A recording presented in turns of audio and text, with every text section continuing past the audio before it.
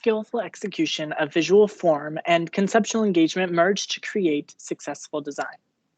Half of creating well-rounded work includes possessing a good eye for the formal elements of design. Combining critical thought with these skills pushes someone's work to its best.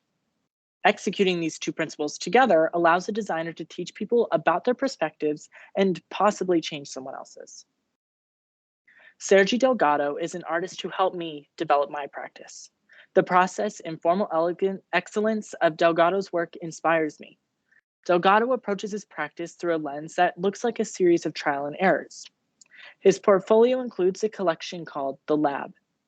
This collection includes an assortment of tests, mistakes, and sketches. The work explores routes he previously considered dead ends. Seeing how Delgado allows himself to iterate on different ideas pushed me to do the same. I began a new trend in my own creative process that has continued to the present. My practice includes constantly creating differing forms of each idea I engage. It allows me to choose from a variety of visual forms a solution that is most successful. My work continues to improve because I integrated Delgado's method into my practice. Delgado's formal design also influences my work. Delgado creates a majority of his work in black and white. The work leans into an op art inspiration. Whether it be an optical illusion or a bright color, Delgado's work is always intriguing. I too use black and white for most of my content. It pulls the viewer closer. Then they discover a small pop of color that creates the punchline of the design. This punchline highlights what is critical in the work. Design is more than the sum of formal decisions that designers make. Content matters too. The examples of Paula Scher and Louise Lawler highlight the role of content. Paula Scher sees her map paintings as more than just geography. She views maps specifically as art and explores how standard maps, if there is such a thing, contrast with her manipulated maps to counter ideas that viewers take for granted and tell a variety of disparate stories to the viewer. Data isn't neutral, Scher says. It's gathered, which means someone is editing it. Someone will make a chart and it might be right, but it's not literal fact. You don't know what factors are included or not included. My map paintings are nothing but opinion. I'm controlling the data any way I want, and I'm blatantly open about it. I'm using it to create an impression.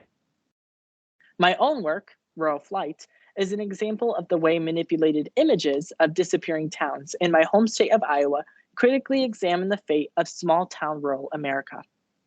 Rural Flight begins to tell the stories of these towns. A chair can be a symbol of residence. You see a bench outside someone's house, you assume someone lives there.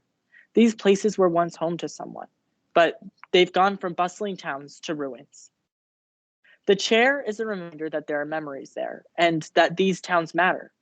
The manipulation of these images and juxtaposition of the chair push the viewer into a new perspective and encourages them to think differently about the trend called rural flight.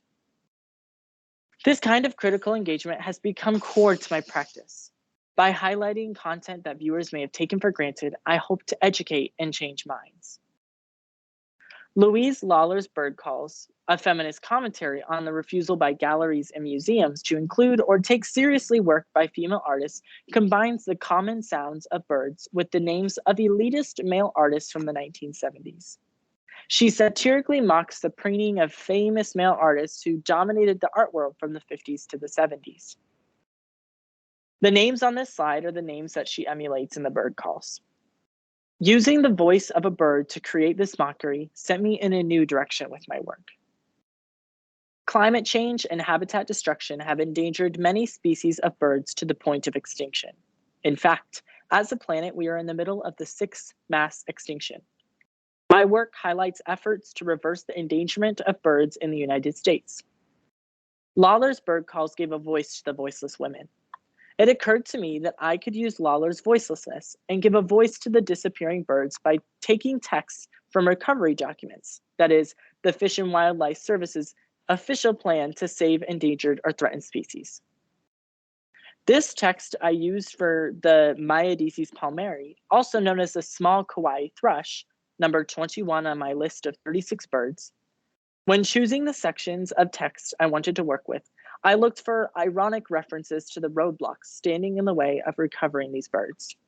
These roadblocks are found in an extensive list of things that are threatening the existence of each species, such as habitat destruction, predation, human interference, and natural disaster. The revised recovery plan for Hawaii forest birds actually says, in addition, due to the small number of existing individuals and their very narrow distribution, these taxa are subject to an increased likelihood of extinction from random naturally occurring events such as hurricanes. Other text subjects I chose to use include statistics about specific species decline, proposals to change a species status on the endangered species list, and regular language that outlines the Fish and Wildlife Service's actions. As the documents are specific to each bird species, I stretched the characters to match the waveforms of the endangered bird's calls. This is the result for the aforementioned small Kauai thrush. I found the sound files for each bird species from Xenocanto. Xenocanto is a website that is dedicated to sharing bird sounds from all over the world. Users can create their own recordings and peer review recordings to confirm their accuracy. I downloaded the files and used an online converter to create the images of the sound waves I would use as a template to stretch the text.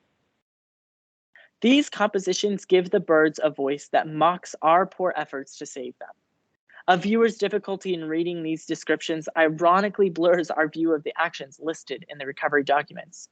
This pushes the viewer to shift their perspective and think differently about the catastrophic loss of avifauna. Design uses formal elements to communicate content. Strong content requires being critically engaged. That means that design is a moral project, and I have chosen to take on that responsibility.